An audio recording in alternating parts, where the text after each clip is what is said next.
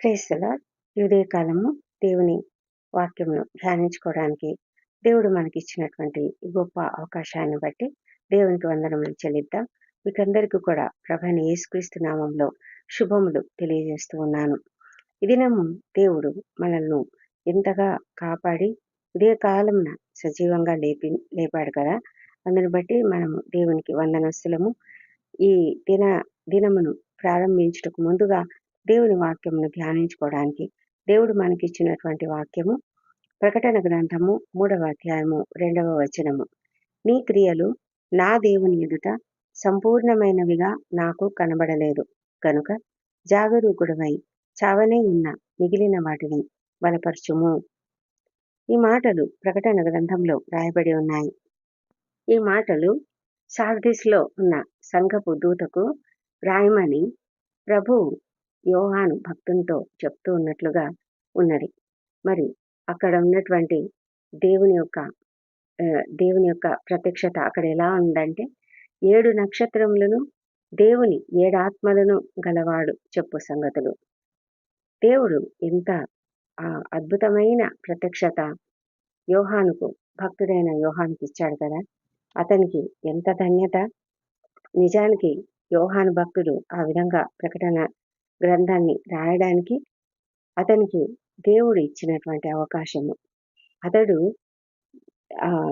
అనేకులు అంటే దేవుని యొక్క శిష్యులు, ప్రభువైన యేసుక్రీస్తు యొక్క శిష్యులు చాలా మంది హతసాక్షులైపోయారు కదా.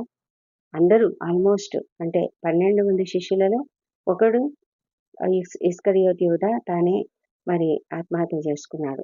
ఇంకా మిగిలిన వాళ్ళు అందరూ కూడా హతసాక్షులయ్యారు. అయితే ఈ యోహాను భక్తుడు మాత్రమే, యోహాను శిష్యుడైన యోహాను మాత్రమే తాను న్యాచురల్గా అంటే సాధారణమైనటువంటి మరణమును చవిచూసినట్లుగా మనకు చరిత్ర చెప్తూ ఉన్నది. ఈయనను చంపడానికి చాలా ప్రయత్నాలు చేశారు యూదులు. ఆయనను భయంకరంగా హింసించారు. మరి వేడి నూనెలో వేశారు. ఎన్ని ప్రయత్నాలు చేసినా కూడా ఆయనైతే మరణించడం జరగలేదు. అందుకే అతనిని తీసుకువెళ్ళి పద్మసు ద్వీపంలో పెట్టేశారు.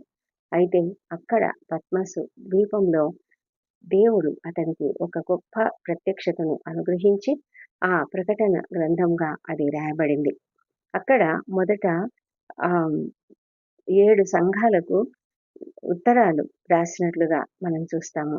ఇది సార్దీస్లో ఉన్న సంఘపు దూతకు ఆయన ఈ మాటలు చెప్తూ ఉన్నారు. ఆయన ఏమేమి చెప్తున్నారంటే జాగరూకుడవై ఉండమని చెప్తున్నాడు. అక్కడ ఉన్నటువంటి ఆ సంఘానికి ఏం చెప్తున్నాడంటే, నీ క్రియలను నేను ఎరుగుదును, ఏమనగా జీవించుచున్నావు అన్న పేరు మాత్రం ఉన్నది కానీ నీవు మృతుడవే. ఇది చాలా భయంకరమైన మాట కదండి. మన జీవితాలలో మనము అలా ఎవరైనా మనల్ని అంటే, నువ్వు ఊరికే పేరుకే బతికున్నావురా, నువ్వు చచ్చిపోయినావు అని ఎవరైనా మనల్ని అన్నారనుకోండి, ఎంత బాధాకరమైనటువంటి మాట అది. అందులో ఎంత అర్థం ఉన్నది. దేవుడు ఎంత కఠినంగా మాట్లాడుతున్నాడు వాళ్ళతోని. ఎందుకంటే మరి వాళ్ళ పరిస్థితి అలా ఉన్నది. వాళ్ళు జీవిస్తున్నట్లుగా ఉన్నారంట, కానీ మృతులుగా ఉన్నారు. ఈ లోకంలో చాలా మంది అలాగే ఉంటారు. క్రైస్తవులు అనే పేరు కలిగి ఉంటారు, కానీ వాళ్ళలో ఏమాత్రము జీవం ఉండదు, ఏమాత్రము దేవుని పట్ల భక్తి ఉండదు, భయం ఉండదు, ప్రార్థన జీవితం ఉండదు. వారి యొక్క జీవితంలో వారు దేవుణ్ణి ఏమాత్రం లక్ష్య పెట్టరు. వారి యొక్క సొంత జ్ఞానం మీద, సొంత పనుల మీద వాళ్ళు ఆధారపడి ఆ విధంగా జీవిస్తూ ఉంటారు.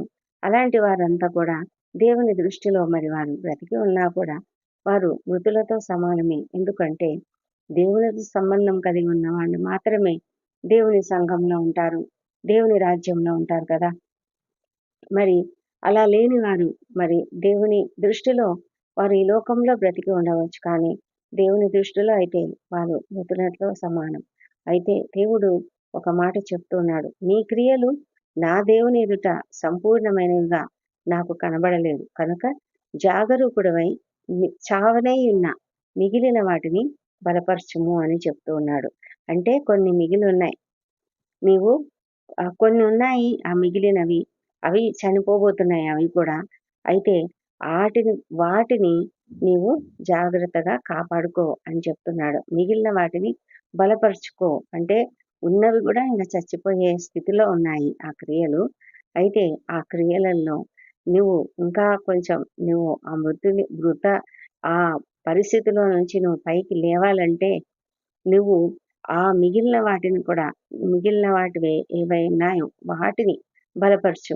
ఆ విధంగా బలపరుచుకో. జాగ్రత్త పడు అని చెప్తున్నాడు దేవుడు. బీ వాచ్‌ఫుల్ అని చెప్తున్నాడు. నీవు అలర్ట్‌గా ఉండు. Be watchful. లే, లే, wake up and strengthen the things that remain which are about to die అని ప్రభువు మరి వారికి ఒక సవాలు విసురుతూ ఉన్నాడు.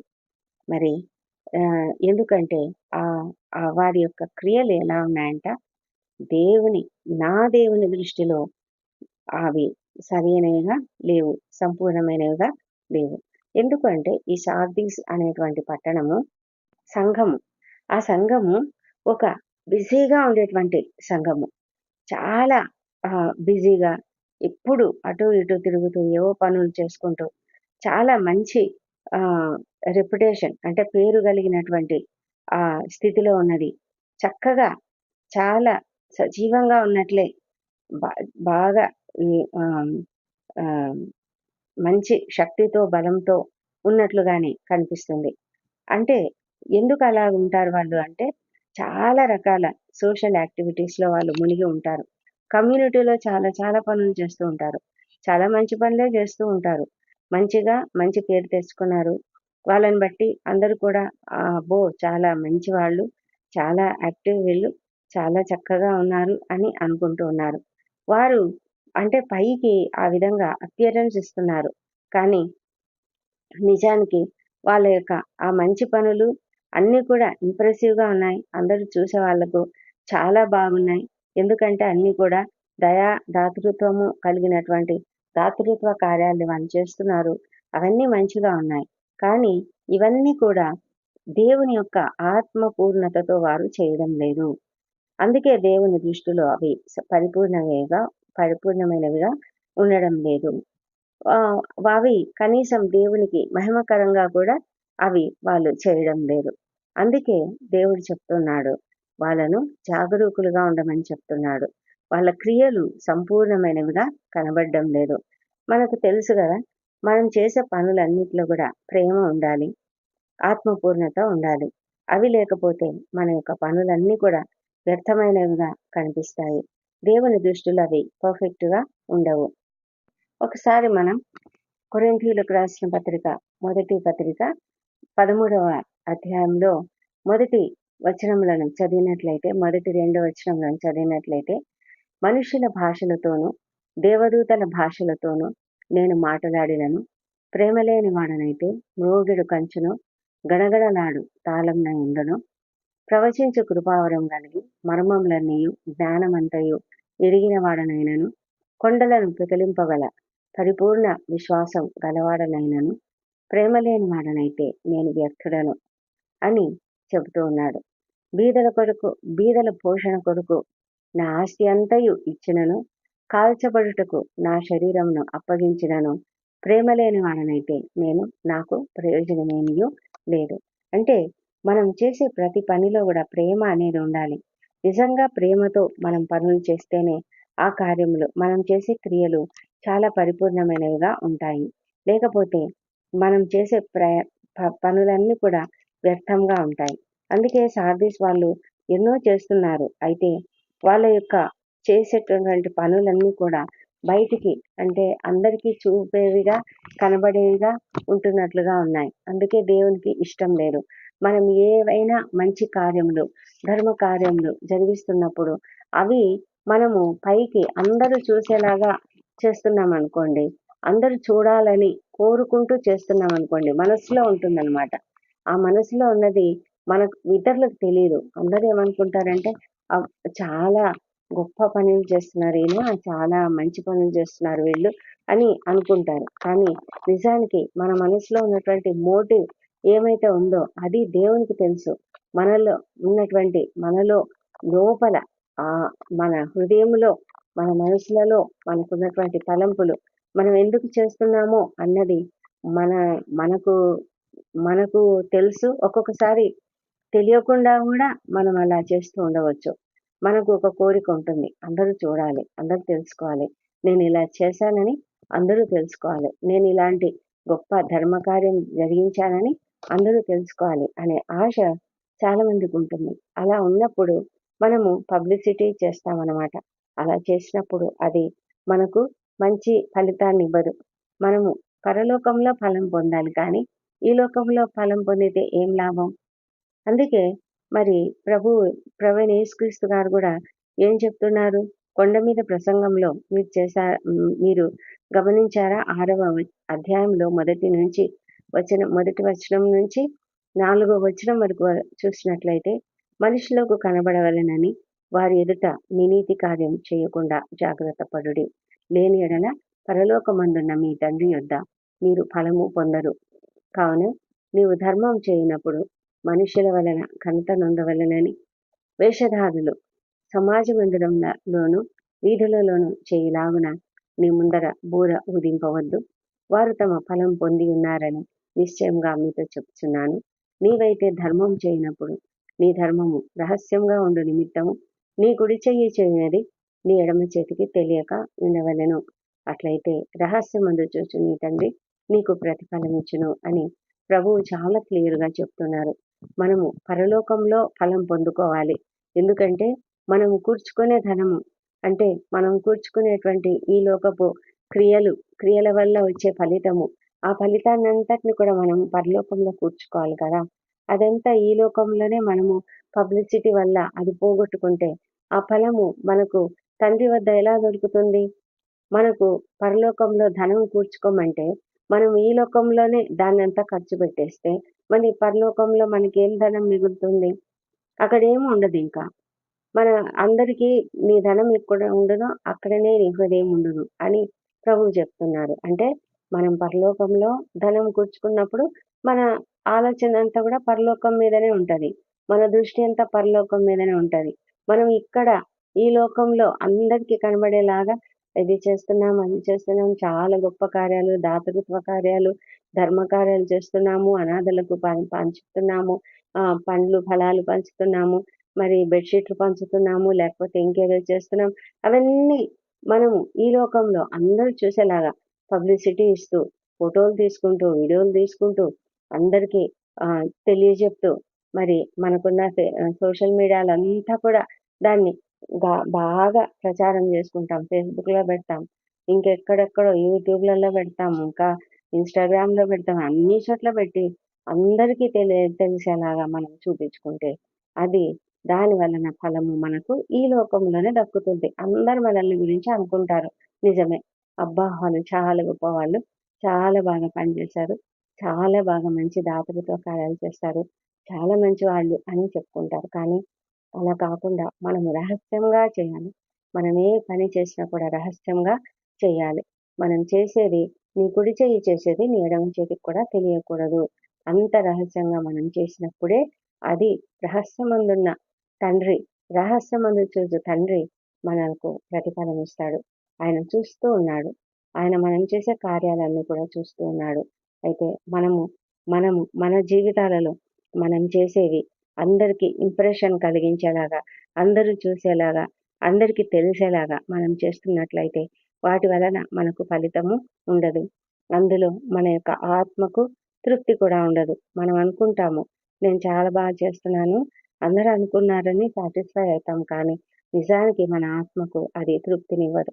కాబట్టి మనము సొసైటీ కోసం కాదు, లేకపోతే ఒక ప్రత్యేకమైన పొజిషన్ కొరకు కాదు, మనము చాలా ప్రెస్టీజియస్గా ఈ లోకంలో అందరి చేత అనిపించుకోవడానికి కాదు, కానీ మనం చేసేదంతా కూడా నిజమైన హృదయంతో, నిజమైన ఆశ, నిజంగానే వాళ్ళకి సహాయం చేయాలనేటువంటి ఆశతోనే మనము మతపరంగా కాదు కానీ నిజంగా దాతృత్వంతో మనము పనులు చేసినట్లయితే దేవుని యొక్క సన్నిధిలో, దేవుని యొక్క దృష్టిలో మనం పడతాము. ఈ లోకంలో మనము అందరూ చూడడానికి ఎన్ని చేసినా కూడా మనము దానివల్ల ఏమీ లాభం పొందం. కాబట్టి నువ్వు ఎలాంటి ఉపదేశం పొందావో, ఎలాగు విన్నావో అవన్నీ కూడా జ్ఞాపకం చేసుకొని దానిని గైకొనొచ్చు. మారు మనస్సు పొందమని చెప్తున్నాడు దేవుడు. మరి చూసారా ఎంత ఇలాంటి పరిస్థితి ఎంత భయంకరమో ఒకసారి ఆలోచించండి. మన జీవితాలలో మనం చేస్తున్నటువంటి పనులు కొన్ని మనకు తెలియదు. మేము చాలా మంచి పనులు చేస్తున్నామని అనుకుంటాం. కానీ మనం చేసే పనుల వల్ల మనకొచ్చే పరలోకపు లాభం ఏమీ లేకపోతే, పరలోకం నుండి గాని, దేవుని నుండి గాని మనకేమీ మంచి జరగకపోతే, దేవుడు మనల్ని మెచ్చుకోకపోతే ఇంకెందుకు మనం చేసేది? మనం చేసిన దాని వల్ల మనకేమైనా లాభం ఉందా? ఏమీ లేదు కదా! మనము అందుకే అంటున్నాడు దేవుడు, నీవు జాగరూకుడవై ఉండనెడల నేను దొంగవలే వచ్చెదను. ఏ గడియను నీ మీదికి వచ్చెదనో నీకు తెలియనే తెలియదు. అయితే తమ వస్త్రములను అపవిత్రపరచుకొనని కొందరు సార్దిస్‌లో నీ యొద్ద ఉన్నారు. వారు అర్హులు గనుక తెల్లని వస్త్రములు ధరించుకొని నాతో కూడా సంచరిస్తారు అని చెప్తున్నాడు. ఇక్కడ మనకు ఒక హెచ్చరిక ఉన్నది. అదేవిధంగా మనకు ఈ భాగంలో ఒక వాగ్దానం కూడా ఉంది. ఎవరైతే తెల్లని వస్త్రములు ధరించుకొని ఉన్నారో, అంటే అపవిత్రపరచుకోకుండా ఉన్నారు కొంతమంది, అలాంటి వారు దేవుని దృష్టిలో మంచివారు. వారు దేవుని దృష్టిలోకి వచ్చారు. వారు అర్హులు. కాబట్టి వారు తెల్లని వస్త్రములు ధరించుకొని నాతో కూడా సంచరిస్తారు అని ప్రభువు వాగ్దానం చేస్తూ ఉన్నాడు. వాడు అలాగున తెల్లని వస్త్రములు ధరించుకుంటాడట. వారి పేరు జీవ గ్రంథంలో నుండి ఎంత మాత్రం కూడా తుడుపు పెట్టబడదు. దేవుడు అంటే తండ్రి ఎదుట, ఆయన దూతల ఎదుట, తండ్రి ఎదుట కూడా అతని పేరు నేను ఒప్పుకుంటానని ప్రభువైన యేసుక్రీస్తు వాగ్దానం చెప్తూ ఉన్నాడు, ఇస్తూ ఉన్నాడు. అలాంటి గొప్ప వాగ్దానమును మనం పొందుకున్నామా? మనము ఈ హెచ్చరికను తీసుకుందాం, జాగ్రత్త పడదాం. మన జీవితాలలో మనకున్నటువంటి ఆ బలహీనతలు ఏవైతే ఉన్నాయో అవన్నీ బలహీనతలే. ఎందుకంటే అందరూ నన్ను మెచ్చుకోవాలి, అందరూ నన్ను చూడాలి, నేను చేసే గొప్ప పనులు అందరికీ తెలియాలి అని అనుకోవడం అది ఒక బలహీనత. అయితే ఆ బలహీనత నుంచి మనం బయటపడదాం. ఆ బలహీనతలో నుంచి మేలుకొందాం. అది కాదు, అది సరైన పద్ధతి కాదు అని ఇప్పుడు దేవుడు హెచ్చరిస్తున్నాడు కదా! అలా చేస్తే అవి మృతమైనటువంటివి, ఆ క్రియలు మృతమైనటువంటి క్రియలుగా దేవుడు పరిగణిస్తూ ఉంటే ఎంత భయంకరం కదా! కాబట్టి అలాంటి క్రియలు ఇంకా మనం చేయొద్దు. మనం మేల్కొందాం, జాగ్రత్త పడదాం. మనము నిజమైన ప్రేమతో రహస్యంగా మనం చేసే గొప్ప కార్యాలు, మనం చేసే ధర్మ కార్యాలు చేద్దాం. దేవునికి ఇష్టమైనటువంటి జీవితం కలిగి ఉండడానికి మనం అలాంటి శక్తిని పొందుకోవాలంటే దేవునితో నిత్యము మనం దేవుని వాక్యంను చదివి ఆ వాక్యంలో ఉండేటువంటి ఇలాంటి భావాలు మనం అర్థం చేసుకోవాలి. అవి అర్థం చేసుకున్నప్పుడే మనం సరిగ్గా చేయగలం. మరి దేవుడు ఛాలెంజ్ చేస్తున్నాడు, ఈ మేలుకో, సరిగ్గా ఉండు, సరైనటువంటి క్రియలు చేయి, బలం తెచ్చుకో, బలం తెచ్చుకొని నీలో ఉన్నటువంటి మిగతా కార్యాల్ని నువ్వు జాగ్రత్తగా కాపాడుకో అని చెప్తున్నాడు కదా! మరి అలాంటి జాగ్రత్త పడదామా? జాగ్రత్తగా జీవిద్దామా? వాచ్‌ఫుల్‌గా ఉందామా? మెలకువగా ఉండి మన పరిస్థితులను మనం అన్నీ కూడా సరిగ్గా చూసుకుందాం. మనలో విశ్వాస్యత, మనలో దైవభక్తి, మనలో సహోదర ప్రేమ కలిగి ఉండాలి. అయితే అవన్నీ కూడా దేవుని దృష్టికి అంగీకారయుక్తంగా ఉండాలి. అంతేకాని మనము ఏదో చేస్తున్నాం కాబట్టి, చేయాలి కాబట్టి చేస్తున్నాం, లేకపోతే మనము ఏదో ధర్మకార్యాలు చేయాలి, అందరికీ తెలియాలి అనే ఉద్దేశంతో మాత్రం కాదు. అలా కాకుండా మన భక్తిని మనం కాపాడుకుందాం. ఈ గొప్ప హెచ్చరిక దేవుడు మనకిచ్చినందుకు దేవునికి వందనములు చెల్లించుకుంటూ ప్రార్థనలోనికి వెళ్దాం. దేవుడి కృపావర్తను దీవించునుగాక. పరిశుద్ధుడైన దేవ, సర్వశక్తిమంతుడా, నీకు వందనములు, నీకు స్తోత్రములు నాయన. అవును ప్రభా, మరి నిజమైనటువంటి విశ్వాసి, నిజమైనటువంటి భక్తి కలిగినటువంటి, దైవభక్తి కలిగినటువంటి విశ్వాసి ప్రభా నీలో ఉంటూ నీ చిత్త ప్రకారమే నడుచుకుంటారు తండ్రి. మేము అలాంటి విశ్వాసులుగా ఉండాలని కోరుకుంటూ ఉన్నాము ప్రభా. జీవ గ్రంథంలో నుంచి మా పేరు ఎన్నటికీ తుడిపి వేయబడకుండా మేము జాగరూకులమై ఉండటకు సహాయం చేయమని ప్రార్థిస్తున్నాం దేవప్రభా. జయించువారు తెల్లని వస్త్రములు ధరించుకుంటారు. జయించువారు వారి యొక్క జీవితంలో ఎంతో సంతోషంగా ఉంటారు. మరి తండ్రి ఎదుట, దేవుని ఆయన దూతల ఎదుట ప్రభా మరి ప్రభువైన యేసు వారిని ఒప్పుకుంటారు. దేవా అందుని బట్టి మేము నీకెంతగానో వందనములు చెల్లించుకుంటూ అలాంటి జీవితం జీవించడానికి సహాయం చేయండి. మాలో అలాంటి తప్పిదములు మాలో ఉన్నట్లయితే మా అపరాధములు అలాంటివి ఏమైనా ఉన్నట్లయితే దయవుంచి క్షమించమని ప్రార్థిస్తున్నాము. ఇక మీదట మేము ఎప్పుడు ధర్మ కార్యములు చేసినా రహస్యంగా చేయనట్లుగా మాకు సహాయం చేయండి. అవును ప్రభా, ఈ లోకంలో వచ్చే ఫలము మాకు అవసరం లేదు, కానీ పరలోకంలో వచ్చే ఫలమే మాకు అవసరం ప్రభా. అలాంటి ఫలము మేము పొందుకొనలాగున రహస్యమందు చూచు తండ్రివి నీవు, నీ ఎదుటనే మేము ఆ మంచి కార్యాలు చేయలాగున మాకు సహాయం చేయమని ప్రార్థిస్తున్నాం తండ్రి. దేవా, ఈ దినమంతయు మాకు తోడై ఉండమని ప్రార్థిస్తున్నాము. మాలో ఉన్నటువంటి బలహీనతలన్నీ మేము ఒప్పుకుంటున్నాం నాయన. మా బలహీనతలన్నిటినీ దయించి క్షమించుము. మేము తండ్రి మరి నిజమైన ప్రేమ కలిగి, నిజమైన విశ్వాసి వలె, నిజమైన విశ్వాస్యతతో తండ్రి నీకు అనుకూలమైనటువంటి జీవితం జీవిస్తూ నీ యొక్క కృపతో నాయన మేము ముందుకు సాగునట్లుగా దేవుని ప్రేమ కలిగిన వారమై, దేవుని కార్యములు, ప్రేమ కలిగినటువంటి కార్యములు చేయగలుగులాగున మీరు మాకు సహాయం చేయమని ప్రార్థిస్తున్నాం ప్రభా. మా నడక, మా యొక్క మాటలు, తలంపులన్నీ కూడా సత్యంతోనూ, ఆత్మతోనూ, సత్యంతోనూ ఉండాలి. మా ఆరాధన ఆత్మతోనూ, సత్యంతోనూ ఉండాలి. మా ప్రభా, మేము చేసే పనులన్నీ కూడా ఆ విధమైన విశ్వాసంతో మేము జరిగించులాగున మాకు సహాయం చేయమని ప్రార్థిస్తున్నాము. నీ బలం చేతనే మేము మాలో ఉన్న తలంపులను, మాలో చెడు తలంపులనన్నింటినీ తొలగించుకొని నీకు ఇష్టమైన జీవితం జీవించడానికి సహాయం చేయండి దేవా. మా తండ్రి, మాలో ఉన్నటువంటి ప్రతి బలహీనతను తొలగించండి తండ్రి. ఈ దినం మా పనులలో మాకు తోడుగా ఉండండి. మాలో ఉన్నటువంటి మరి నీకు అంగీకారం కాని పనులన్నిటిని కూడా తొలగించమని ప్రార్థిస్తున్నాం తండ్రి. మా ఉద్యోగ జీవితాలలో మేము ఎల్లప్పుడూ కూడా నీకు మహిమకరంగా జీవించడానికి సహాయం చేయండి ప్రభా. వేషధారణను తీసివేయండి తండ్రి. మా తండ్రి, మేము అందరికీ కూడా ఇష్టమైనటువంటి వారుగా ఉండాలంటే తండ్రి నిజమైన ప్రేమను కలిగి ఉండాలి. నీ యొక్క ప్రేమను కలిగి ఉండాలి. క్రీస్తుని పోలి నడుచుకోవాలి. ఆ విధమైన జీవితం మేము జీవిస్తూ మా మా యొక్క ఉద్యోగ స్థలంలో కూడా మేము నిన్ను మహిమపరిచే రీతిగా ఉండడానికి సహాయం చేయండి తండ్రి.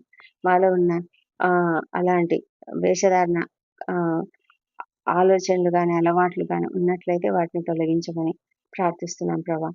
మా తండ్రి దేవా, మా ప్రయాణాలలో క్షేమమును, భద్రతను అనుగ్రహించండి. విద్యార్థులను దీవించి వారికి మంచి ఆరోగ్యమును, తెలివిని, జ్ఞానమును అనుగ్రహించి చక్కగా చదువుకున్నట్టుకు సహాయం చేయండి. ఎలాంటి డిస్ట్రాక్షన్స్కు గురి కాకుండా, ఎలాంటి సాతాను శక్తులకు లొంగిపోకుండా ప్రభా వారిని కాపాడండి. నీ దూతల కంచె వారి చుట్టూ వేయమని ప్రభా వారిని నీ ఆత్మతో నింపమని ప్రార్థిస్తున్నాము. ఉన్నత స్థాయికి వారిని తీసుకురమ్మని ప్రార్థిస్తున్నాం తండ్రి. ఈ దినం ఇంటర్వ్యూలకు హాజరవుతున్న ప్రతి ఒక్కరిని దీవించండి తండ్రి. మంచి జ్ఞానంతో వారు సరిగ్గా చేసి తప్పకుండా మంచి ఉద్యోగంను పొందుకునేలాగా కృప చూపించండి దేవా ప్రభా. నిరుద్యోగులుగా ఉన్నటువంటి వారు ఎంత దుఃఖపడుతున్నారో, ఎంత వేదన పడుతున్నారో ప్రభా, అలాంటి కృంగిపోయిన స్థితిలో ఉన్న వాళ్ళను ప్రతి ఒక్కరిని లేవనెత్తండి. వారి ఎదుట అనేక మార్గములను తెరవండి ప్రభా. మంచి ఉద్యోగములను వారికి అనుగ్రహించి వారు పూర్తిగా ప్రభా మరి నీ కొరకు జీవించలాగున సహాయం చేయండి. సంతోషంగా జీవించలాగున సహాయం చేయమని ప్రార్థిస్తున్నాము. ప్రాముఖ్యంగా వారికి అప్పుల బాధలు, ఆర్థిక ఇబ్బందులు లేకుండా చేయమని ప్రార్థిస్తున్నాం తండ్రి. ప్రభా, ఎన్నోసార్లు ఇలాంటి పరిస్థితులలో మరి తప్పక మరి తప్పని పరిస్థితులలో అప్పులు చేస్తూ ఉంటారు. అయితే తండ్రి, మీరు కనికరం చూపించి వారికి విడుదలనిచ్చి కాపాడమని వేడుకొంచున్నాము. మా ప్రభా, వివాహ ప్రయత్నం చేస్తున్నటువంటి వారికి సఫలత అనుగ్రహించండి తండ్రి. ఆ తండ్రి దేవా, మరి నీ యొక్క దయచేతనే ప్రతి ఒక్కరిని నడిపించండి మా ప్రభా. మరి సాటి అయిన సహాయం వారికి అనుగ్రహించండి మా తండ్రి. సంతానం కొరకు ఎదురు చూసిన బిడ్డలను దీవించి వారికి చక్కటి సంతానం అనుగ్రహించండి. మీకు అసాధ్యమైనది ఏది లేదు తండ్రి. ప్రభా, మీకు సమస్తం సాధ్యమే. వారిని దర్శించమని ప్రార్థిస్తున్నాము. మా తండ్రి దేవ, కుటుంబాలలో ఐక్యతను అనుగ్రహించండి. విడిపోయిన భార్య భర్తలు కలుసుకునేలాగా సహాయం చేయండి మా ప్రభా. అందరూ కూడా నాయన మనస్పర్ధలు లేకుండా సంతోషంతో, సమాధానంతో జీవించడానికి కృప దయచేయమని వేడుకొంచున్నాము మా ప్రభా తండ్రి. ప్రతి కుటుంబంలోనైనా మరి ఉన్నటువంటి చిన్న బిడ్డలను మీరు జ్ఞాపకం చేసుకునండి. వారందరూ కూడా నాయన మంచి మార్గంలో పెరగాలి, మంచి ఆరోగ్యంతో పెరగాలి, మంచి నెమ్మదితో ప్రభా మరి ఎలాంటి ఆహ్, ఇబ్బందులకు గాని, లోటుపాట్లకు గాని గురి కాకుండా కాపాడబడినట్లుగా సహాయం చేయండి. మా ప్రభా జ్ఞానంతో నింపండి తండ్రి. నీ దయందును మనుషుల దయను వర్ధిల్లజేయండి ప్రభా. మా తండ్రి ఇంట్లో ఉన్నటువంటి ప్రతి ఒక్కరు కూడా వారి యొక్క ఎదుగుదలను మరి చక్కగా పెంచడానికి వారి యొక్క వంతు ప్రభా మరి చక్కటి మార్గంలో పెంచడానికి నీ యొక్క జ్ఞానం వారికి అనుగ్రహించమని ప్రార్థిస్తున్నాము. మా తండ్రి దేవ మరి ఏ కుటుంబంలో అయితేనైనా నూతనంగా వివాహాలు జరిగి ఉన్నాయో ఆ వివాహ కార్యక్రమాలన్నింటిని బట్టి నీకు వేలాది స్తోత్రం చెల్లించుకుంటున్నాము. ఆ కుటుంబంలోనైనా సంతోషం సమాధానం అనుగ్రహించండి. నూతన దంపతులను ఆశీర్వదించి నాయన నీ సన్నిధిలో వాళ్ళని మంచి కుటుంబంగా ఎదుగునట్లుగా వర్ధిల్లజేయమని నీవే నేను వారిని ఆశీర్వదించమని ప్రార్థిస్తున్నాం ప్రభా. మా తండ్రి దేవ ఎవరెవరైతే గర్భిణీ స్త్రీలు ఉన్నారో వారిని దయవుంచి జ్ఞాపకం చేసుకొని చక్కటి సంతానం వారికి అనుగ్రహించండి. సుఖమైన ప్రసవం అనుగ్రహించండి. ఎలాంటి కాంప్లికేషన్స్ లేకుండా కాపాడమని వేడుకొంచున్నాం నేను. మా తండ్రి అనారోగ్యంతో బాధపడుతున్న ప్రతి ఒక్కరిని జ్ఞాపకం చేసుకునండి. ప్రభా ఎంతో కష్టపడుతున్నారు. ఎంతో ప్రభా మరి క్రిటికల్ కండిషన్స్లో ఉన్న వాళ్ళు మా ప్రభా ఎంతో వేదన పడుతున్నటువంటి వారు ఐసీలో ఉన్నటువంటి వాళ్ళని తండ్రి దయ ఉంచి కాపాడి వారికి స్వస్థత ఆరోగ్యం దయచేయండి. స్వస్థపరిచే దేవుడు మీరే కదా నాయన. మా తండ్రి ప్రతి విధమైన బలహీనత నుంచి యేసునామములో విడుదల కలుగును గాక. మా తండ్రి క్యాన్సర్ కణాల నుంచి విడుదల మా ప్రభా తండ్రి లయమైపోను గాక. సమస్తమైన క్యాన్సర్ కణాలు లయమైపోను గాక. స్వస్థత శీఘ్రంగా కలుగును గాక. పనిచేయని కిడ్నీలు పనిచేయను గాక. మా తండ్రి ఈ దినం ఎవరెవరైతే సర్జరీలు కూడా వెళ్తున్నారో వారికందరికీ మరి క్షేమకరమైనటువంటి సర్జరీ అనుగ్రహించండి. మా ప్రభా వారు క్షేమంగా కోలుకున్నట్లు గల సహాయం చేయమని వేడుకొంచున్నాం తండ్రి. ప్రభా కండరాల నొప్పులతోనూ కీళ్ళ నొప్పులతోనూ ఇంకా నడుము నొప్పులు, కాళ్ళ నొప్పులు, మోకాళ్ళ నొప్పులు, మరి భుజాలలో నొప్పులు, మెడలో నొప్పులు వీటన్నిటి నుంచి యేసునామములో విడుదల కలుగును గాక. ప్రభా నర్వ్ కంప్రెషన్ మరి స్పాండిలైటిస్ కానీ సర్వైకల్ స్పాండిలైటిస్ కానీ వీటన్నిటి నుంచి కూడా యేసునామములో విడుదల దయచేయమని ప్రార్థిస్తున్నాం. ప్రభా నమ్నెస్ తీసేయండి ప్రభా తండ్రి. కంప్లీట్గా క్యూర్ అనుగ్రహించమని ప్రార్థిస్తున్నాం తండ్రి. మీకు అసాధ్యమైన ఏది లేదు మా తండ్రి. న్యూరలాజికల్ ప్రాబ్లమ్స్ అన్నీ కూడా యేసునామములో తొలగిపోవును గాక. సంపూర్ణమైన ఆరోగ్యం దయచేయమని ప్రార్థిస్తున్నాం ప్రభా మెడలో ఉన్నటువంటి ప్రతి ప్రాబ్లం తొలగించండి మా తండ్రి దేవా. ఇంకా అనేకమైన ఏ సమస్య అయినా తండ్రి యేసునామములో తొలగిపోవును గాక. మైగ్రేన్ తలనొప్పులు తొలగిపోవును గాక ప్రభానైనా. ఇంకా జలుబులు మరి తలనొప్పులు, జ్వరాలు, ఈ సీజనల్ గా వచ్చే అనేకమైన వ్యాధులు, వైరల్ ఫీవర్స్ ప్రభా బ్యాక్టీరియా వల్ల వచ్చే వ్యాధులు అన్నిటి నుంచి యేసునామములో విడుదల దయచేయండి. మరి బాధపడుతున్న వారికి స్వస్థత దయచేయమని ప్రార్థిస్తున్నాం తండ్రి. దేవ ప్రభా ఈ ప్రార్థన మీకు తెలిసిన ప్రతి ఒక్కరిని కూడా దీవించి ఎవరికి ఎలాంటి సమస్యలు ఉన్నా కూడా ఆ సమస్య నుంచి విడుదల దయచేయండి. ముఖ్యంగా ప్రభా న్యాయపరమైన పరిస్థితుల్లో అవస్థలలో ఉన్నటువంటి వాళ్ళని ప్రభా లేవనెత్తి వారికి తగిన సహాయం అనుగ్రహించండి. మా తండ్రి దేవ మరి ల్యాండ్ సమస్యలు, కోర్టు సమస్యల నుంచి విడుదల ప్రభా జయం అనుగ్రహించండి తండ్రి. మా ప్రభా అప్పుల బాధల నుంచి, ఆర్థిక ఇబ్బందుల నుంచి విడుదల దయచేయండి నాయన. మా తండ్రి రక్షణ లేని ప్రతి ఒక్కరిని కూడా రక్షించమని ప్రార్థిస్తున్నాము. వారి కఠిన హృదయాలను మార్చండి తండ్రి. మీరు ఆకర్షించమని ప్రార్థిస్తున్నాము. వ్యసనాలకు గురైనటువంటి వారికి యేసునామములో విడుదల కలుగును గాక. మా తండ్రి వారి గురించి తల్లిదండ్రులు, శ్రేయోభిలాషులు ఎంతమంది ప్రార్థన చేస్తున్నారో వారి ప్రార్థనలన్నింటినీ కూడా మీరు అంగీకరించమని ప్రార్థిస్తున్నాం ప్రభా. వారిని మార్చమని ప్రార్థిస్తున్నాం తండ్రి. ఎవరూ నశించిపోకుండా నాయన మీరు కాపాడమని వేడుకొంచున్నాం నాయన. మా తండ్రి దేవ ప్రపంచమంతటా శాంతిని, సమాధానం అనుగ్రహించండి. మా తండ్రి మరి యుద్ధ వాతావరణం అంతటినీ తీసేయండి. ఇజ్రాయెల్ దేశంను దీవించండి. యెరూషలేమును దీవించండి. వారి నగరులలో క్షేమం, వారి ప్రాకారంలో నెమ్మదిని దయచేయమని ప్రార్థిస్తున్నాం నాయన. మా తండ్రి మా దేశంను దీవించి మా దేశంపై మీ పరిశుద్ధాత్మను కుమ్మరించండి నాయన. ప్రతి ఒక్కరిని నేను తెలుసుకునేలాగా సహాయం చేయండి. అధికారులను, ఉద్యోగులను, పరిపాలకులను ఒక్కొక్కలను దీవించి అందరూ కూడా నీతిగా, నిజాయితీగా పనిచేయనట్లుగా సహాయం చేయమని ప్రార్థిస్తున్నాం. మా తండ్రి దేవా మరి ఈ దినము బర్త్డేలు, వివాహ దినం జరుపుకుంటున్న బిడ్డలు దీవించండి. గడిచిన సంవత్సరం అంతా మీరు వారికి చేసిన ప్రతి మేలును బట్టి నీ వందనములు. రాబోయే సంవత్సరంలో ఇంకా అధికమైన మేలును వారికి అనుగ్రహించమని ప్రార్థిస్తున్నాం. తండ్రి, మీరు మీరు వారిపైన నీ ముఖ కాంతిని ప్రకాశింపజేయము. నీ సన్నిధి కాంతిని ఉదయింపజేసి సంపూర్ణమైనటువంటి నెమ్మదిని, సమాధానమును, నీ యొక్క ఆశీర్వాదం మనపైన కుమ్మరించమని ప్రార్థిస్తున్నాం.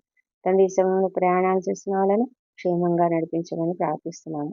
దేవా తండ్రి, మా ప్రార్థనలన్నీ మీరు అంగీకరించి జవాబులు ఇచ్చినందుకు నీకు వందనములు. ఈ ప్రార్థనలన్నీ మా ప్రభువును, మా ప్రియ రక్షకుడునైన యేసుక్రీస్తు అత్యంత శక్తిగల ఉన్నతమైన నామంలో అడిగి పొంది ఉన్నామని నమ్ముతూ నీకు స్తోత్రం చెల్లిస్తున్నాం తండ్రి. ఆమెన్. ఆమెన్.